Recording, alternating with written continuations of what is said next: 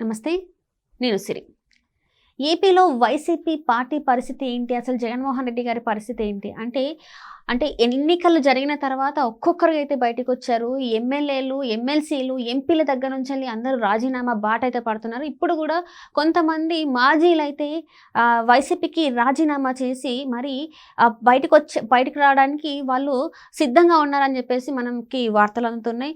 మరి ఏం జరగబోతుంది ఆ వైసీపీ పార్టీలో అనే అంశాన్ని మనకు వివరించడానికి మనతో పాటు ఉన్నారు Janasena official spokes person Srinivas గారు. నమస్కారం సార్. సార్, ఇప్పుడు చూస్తుంటే వైసీపీలో మనం చూసాం అవంతి శ్రీనివాస్ గారు వచ్చేసారు బయటికి. అట్లనే గ్రంథి శ్రీనివాస్ గారు కూడా బయటకు వచ్చేస్తున్నట్టు మరి వార్తలు వస్తున్నాయి. మరి ఏంటి సార్ అసలు పరిస్థితి? అంటే 2019 తర్వాత వైఎస్ఆర్ కాంగ్రెస్ పార్టీ అధికారంలోకి వచ్చిన తర్వాత చాలామంది వైఎస్ఆర్ కాంగ్రెస్ పార్టీలో జాయిన్ అయ్యారు. అప్పుడు అంతా కాంగ్రెస్ జనం.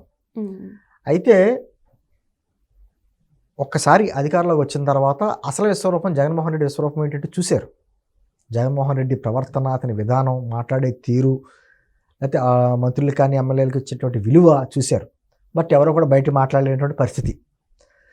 కాకపోతే కొంతమంది ఏం చేశారు, ఎలాగా ముఖ్యమంత్రి గారి మన్ననలు పొందుదానని చెప్పేసి ఇంకా అధికార దాహమో లేకపోతే వేరే స్వార్థమో ఉంటాయి కదా, శృతి మించి కూడా మాట్లాడి ప్రతిపక్ష పార్టీల మీద కానీ అందరి మీద కూడా విచ్చుపడిన పరిస్థితి కొంతమంది నాయకులు చూసాం. కొంతమంది కక్కలేక మెంగలేక మనసు చంపుకోలేక అదే పార్టీలో అలా ఉన్న వాళ్ళ పరిస్థితి కూడా చూసాం. 2024 ఎలక్షన్స్ అయిపోయిన తర్వాత ఇంకా పార్టీకి పడవకి చిల్లు పడింది అనే మాట అర్థమయ్యి కొంతమంది ప్రాణాలు రక్షించుకోవడానికి దూకుతూ మొదలుపెట్టారు. ఈ పడవలో వెళ్తే మనం కూడా మునిగిపోతాం, మనకి రాజకీయ భవిష్యత్తు ఉండదు అన్నట్టుగా చాలామంది, అంటే గతంలో ఆయనతో పాటు జైలు జీవితం అనుభవించినటువంటి కొంతమంది వ్యక్తులు బయటకు వచ్చేసారు కదా. అదేవిధంగా సొంత వాళ్ళకి బంధువర్గంలో సంబంధించినటువంటి బాలినేని గారు లాంటి వాళ్ళు బయటకు వచ్చేసారు. అదేవిధంగా ఈ రోజున మీరు అన్నట్టుగా మొత్తంశెట్టి శ్రీనివాసరావు గారు, అవంతి శ్రీనివాస్ అంటారు, ఆయన కూడా బయటకు వచ్చేసినటువంటి పరిస్థితి. ఆయన బయటకు వచ్చి ఈరోజు ఆయన చెప్పినటువంటి లేఖలో అయితే వ్యక్తిగత కారణాలతో రాజీనామా చేస్తున్నామని ఇచ్చేస్తారు. బట్ బయటకు వచ్చి ఆయన మాట్లాడినది ఏమని చెప్పాడంటే, జగన్మోహన్ రెడ్డి గారు పార్టీ కార్యకర్తలను కానీ నాయకులను కానీ పట్టించుకోవట్లేదు. ఎంతో కష్టపడ్డ వాళ్ళందరూ కూడా ఈ రోజున అధికారంలో లేదు కాబట్టి అయినా కూడా పార్టీని పట్టుకుని అంటిపెట్టి కూర్చున్నా కూడా వాళ్ళకి సరైనటువంటి విలువ లేకుండా పోయింది అనేటువంటి మాటలు మాట్లాడుతూ జగన్మోహన్ రెడ్డి గారి వ్యక్తిత్వం గురించి, ఆయన మాట్లాడే విధానం గురించి రకరకాలుగా మాట్లాడుకుంటూ వచ్చాడు. ఆయన ఆ పార్టీలో ఎవరికి విలువ లేదన్నట్టుగా. సరే, ఏ పార్టీలోకి వెళ్తాడో అనేది మనకి ఇంకా తెలియదు. మీరు అన్నట్టుగా గ్రంథి శ్రీనివాస్ భీమవరం ఎమ్మెల్యే గతంలో పవన్ కళ్యాణ్ ఎమ్మెల్యే కూడా పోటీ చేసి గెలిచాడు, మొన్న ఓడిపోయాడు. ఆయన కూడా బయటకు వస్తున్నట్టుగా వార్తలు వస్తున్నాయి. నేనేమంటున్నానంటే,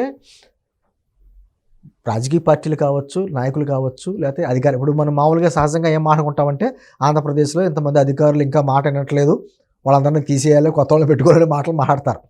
కానీ చంద్రబాబు గారు లాంటి వాళ్ళు ఏమంటారు, అందరినీ అలా వ్యవస్థను మార్చేయాలి, వాళ్ళ కొంచెం మంచిగా చేసే వాళ్ళకి ప్రాముఖ్యత ఇచ్చి మిగతా వాళ్ళకి కొంచెం వార్నింగ్లు ఇచ్చి పని అయితే చేయించుకోవాలంటారు. అలాగే రాజకీయ పార్టీల పరిస్థితి అయిపోయింది ఈ రోజున. అంటే అన్ని పార్టీలోనే మంచి చెడు అనేది ఉంటుంది. అంటే ఏ పలానా పార్టీలో అయితే అందరూ శుద్ధపోసలని చెప్పలేము. కొంత మంచి చెడు అనేది కుటుంబంలోనే ఉంటుంది కదమ్మా, అలాగే పార్టీలో కూడా ఉంటుంది.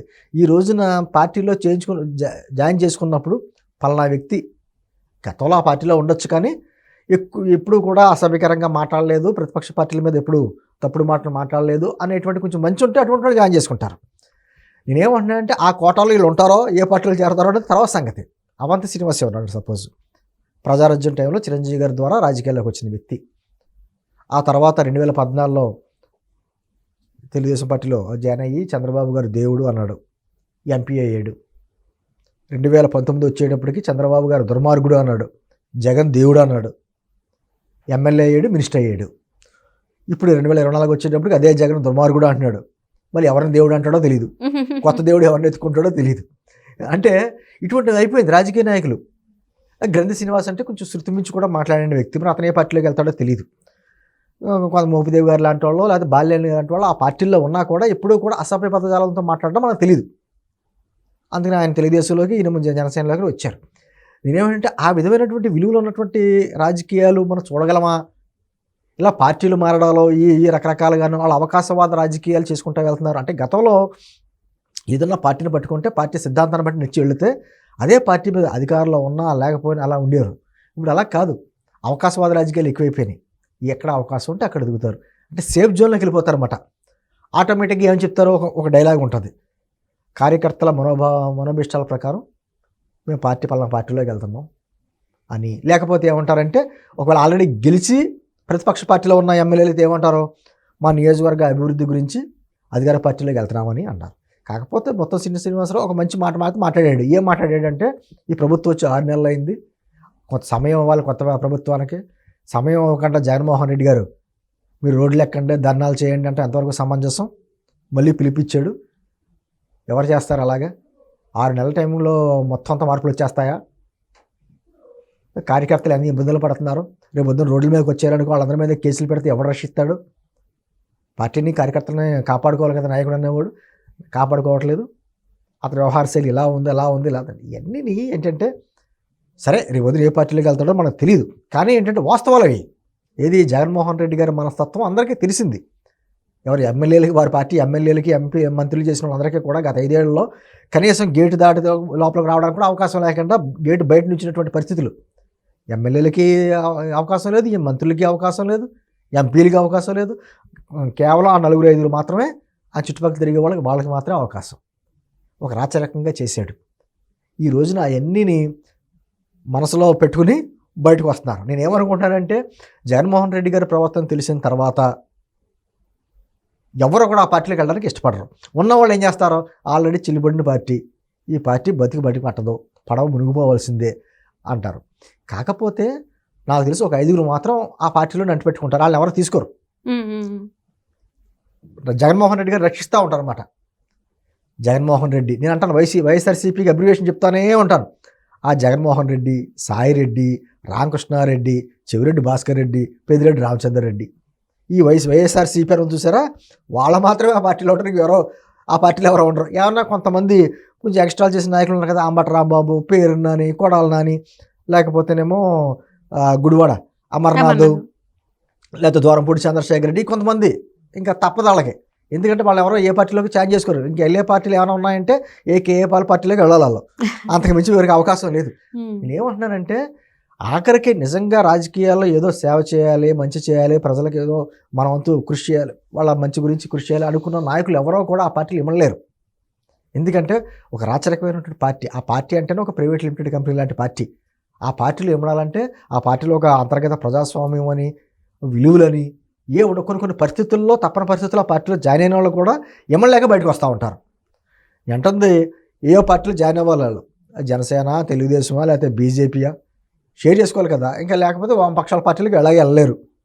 మొత్తానికి ఇదేమండి, మనం ఏంటంటే ఈ వ్యక్తుల గురించి మాట్లాడుకునే కంటే కూడా వ్యవస్థల్లో అసలు రాజకీయాల్లో ఏం జరుగుతుంది, అసలు విలువలు ఉంటున్నాయా, ఈ కుప్పిగంతులు అవసరార్థం పార్టీలు మారటం, సిద్ధాంతాలు మార్చడం, అధికారంలో ఉన్న పార్టీని ఏమో మెచ్చుకుని వెళ్ళిపోవడం, మళ్ళీ ఆ పార్టీ వీక్ అయ్యేటప్పటికి ఇంకో పార్టీలోకి రావడం, అంటే కేవలం వాళ్ళ వ్యక్తిగత రాజకీయ స్వార్థమే తప్ప నిజంగా ప్రజల గురించి కష్టపడాలి, ప్రజలకు సేవ చేయాలి అనేటువంటి రాజకీయాల్లో వచ్చిన వాళ్ళు ఎవరో కూడా సిద్ధాంతపరంగా కట్టుబడి ఉంటారు తప్ప కుప్పుగంతి లేరు.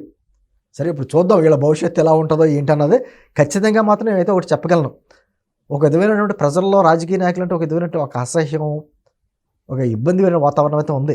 గతంలో ఒక నాయకుడిని చూసేటప్పటికీ అధికారంలో లేకపోయినా ఒక గౌరవ విలువలు ఉండి, ఈ 90ల తర్వాత ఈ 2-3 దశాబ్దాలుగా అసలు ఆ వ్యక్తిని చూసి ఏ పార్టీ అని అడిగితే గబుకుని చెప్పడానికి కూడా ఇబ్బందికరమైన పరిస్థితి.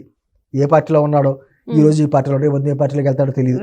అటువంటి పరిస్థితులు ఏర్పడుతున్నాయి. కాబట్టి ప్రజలు కూడాను రాజకీయాలంటే కొద్దిమైనటువంటి అసహ్యం వచ్చింది. కానీ ఇప్పటికైనా ఒక మంచి జరుగుతున్న ఆలోచనతో కూటమి ప్రభుత్వం నాయకులు ఉన్నారు కాబట్టి ఒక విలువలు కలిగిన రాజకీయాలు నడుస్తుందని చెప్పి నమ్మకం కూడా ప్రజల్లో ఉంది. చూద్దాం ఏం జరుగుద్దో. Right sir, right. Thank you so much sir.